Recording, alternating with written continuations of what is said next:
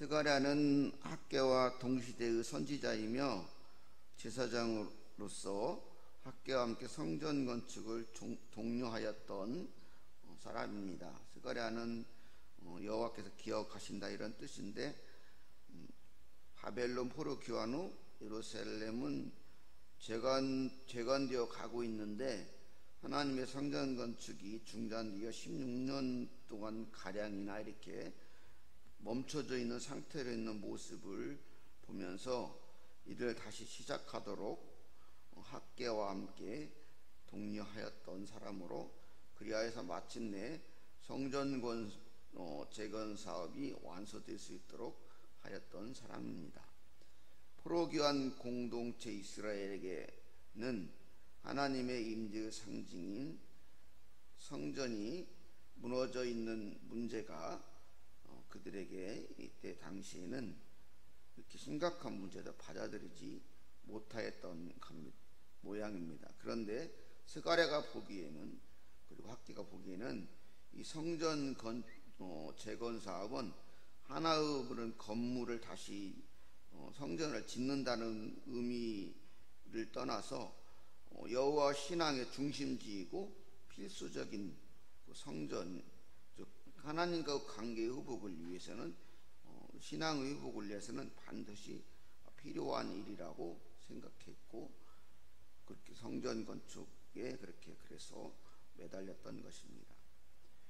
그리고 이스라엘 신앙의 회복은 이스라엘 회복을 위해서도 우선적이고 필연적인 일이었습니다.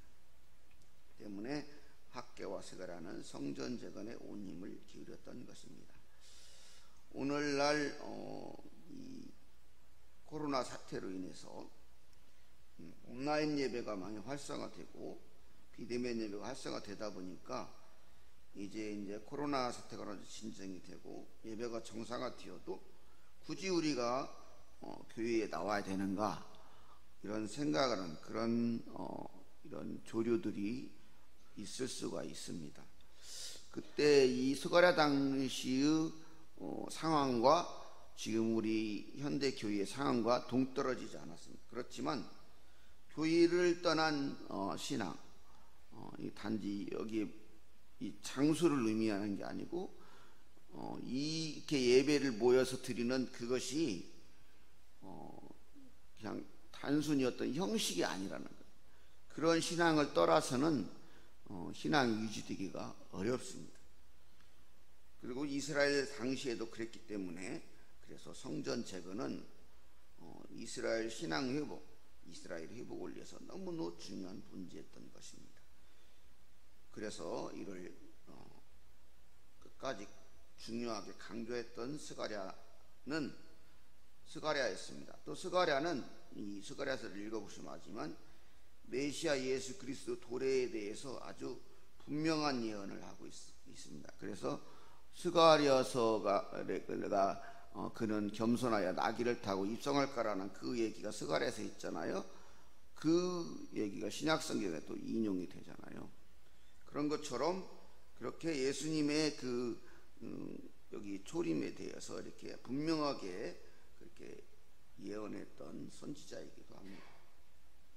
이러한 스가랴서 1장은 회개의 촉구 1절에서 6절, 그리고 8개 환상 중 첫 번째 환상과 두 번째 환상. 첫 번째 환상 화성나무 사이의 선자의 환상 7절에서 17절, 그리고 넷불과 대장장이 4명 환상, 나머지 18절에서 21절 이렇게 세 부분으로 나누어 볼 수 있습니다. 첫 번째 회개의 촉구 1절에서 6절은 스가랴는 성전 건축을 독려한 학개의 선지자가 예언한 후 약 2달 정도 뒤에 하나님께 받은 말씀을 예언하고 있습니다. 그런데 스가랴를 통해서 귀환한 포로 공동체에 주시는 말씀은 여호와의 신앙은 뒷전이고 자신들의 삶에만 매달려 있는 모습에 대한 회개의 촉구였습니다. 1절은 하나님께서 바벨론 포로기 이스라엘에게 진노하셨음을 말씀하며, 2절은 조상들이 하나님을 떠남으로 진노하시게 한 데에서 돌아설 것을 말씀합니다. 그리고 4절은 하나님을 진노하게 한 조상들의 악한 길, 악한 행위를 떠나서 하나님 말씀에 귀 기울일 것을 말하고 있습니다. 5절 6절은 선지자들을 통하여 주신 하나님의 말씀을 무시하여 하나님의 진노가 임하였던 것처럼 포로교한 공동체 이스라엘도 스가랴를 통하여 주신 하나님 말씀을 무시한다면 하나님의 진노를 받게 될 것을 말하고 있습니다. 그렇게 회개하고 하나님께서 돌아오라는 말씀이 1절 6절 말씀입니다. 이렇게 하나님께 돌아오는 길은 먼저 회개하는 길입니다. 그래서 예수님을 오실 길을 예비한 세례 요한도 회개하고 세례를 받으라고 이렇게 외쳤습니다. 그리고 예수님께서도 회개하라 천국이 가까워졌느니라고 말하셨습니다. 이처럼 포로 귀한 이스라엘은 먼저 회개하고 하나님께 돌아와야 합니다. 이는 포로 귀한 이스라엘에게 그들이 재건하다 중단한 이 회개는 포로 귀한 이스라엘에게 그들이 재건하다가 중단한 16년이나 그래서 방치된 성전을 재건한 일에서부터 시작되어야 할 것입니다. 두 번째, 화성나무 사이의 선자의 환상입니다. 7절 17절. 스가랴가 하나님으로부터 받은 첫 번째 환상은 화성나무 사이에 붉은 말을 탄 한 사람과 그 뒤에 붉은 말과 자줏빛 말과 백말을 탄 사람들에 관한 환상입니다. 여기서 화석류 나무는 흰 꽃을 피는 나무로 여성의 성결을 상징하는 나무인데 초막절에 초막을 짓는 그 재료로 쓰였다고 합니다. 여기서는 그래서 이 화석류 나무가 고난 중에 있는 이스라엘 백성들을 가리킨다고 합니다. 본문을 읽어보면 이 이스라엘 백성들이 이렇게 고난 중에 있는데 그 이스라엘을 이렇게 멸망시켰던 나라들, 바벨론이나 아수르나 이런 나라들이 평화로운 모습을 얘기하잖아요.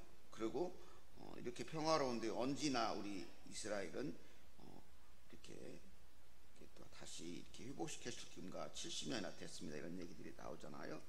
그런데 하나님께서 이렇게 이스라엘을 회복시키시겠다는 내용이 17절까지의 내용입니다. 그래서 쭉 살펴보면은 붉은 말을 타고 화석나무에 선 사람은 여호수아 5장 15절에 보면 여호수아에게 나타났던 여호와의 군대 장관, 즉 예수 그리스도를 상징합니다. 그리고 천사들이 타고 있는 붉은 말, 자줏빛 말, 백만은 각각 심판, 역경, 승리를 상징합니다. 하나님께서는 이스라엘 백성들이 성전을 재건하는 가운데 그들 안에 내재된 죄악들을 제거할 것이고 백성들을 역경 중에서 보호하실 것이며 장차 백성들을 승리하게 하실 것임을 상징적으로 보여주고 있습니다. 아마도 당시 이스라엘 백성들은 스가랴 선지자의 환상을 통해서 성전 재건에 대하여 확신을 갖게 되었을 것입니다. 스가랴 선지자의 이 예언은 그리고 이스라엘 백성들에게 큰 용기를 주어서 약 14년 후에 성전 재건이 완성을 이루게 됩니다. 이스라엘과 그럼으로써 이스라엘과 하나님 사이의 소원한 관계는 성전 재건으로 말미암아 회복되었습니다. 그래서 하나님께서는 이스라엘을 향해 나의 성읍들이 다시 풍부할 것이라 다시 시온을 위로하며 다시 예루살렘을 택하리라고 말씀하셨습니다.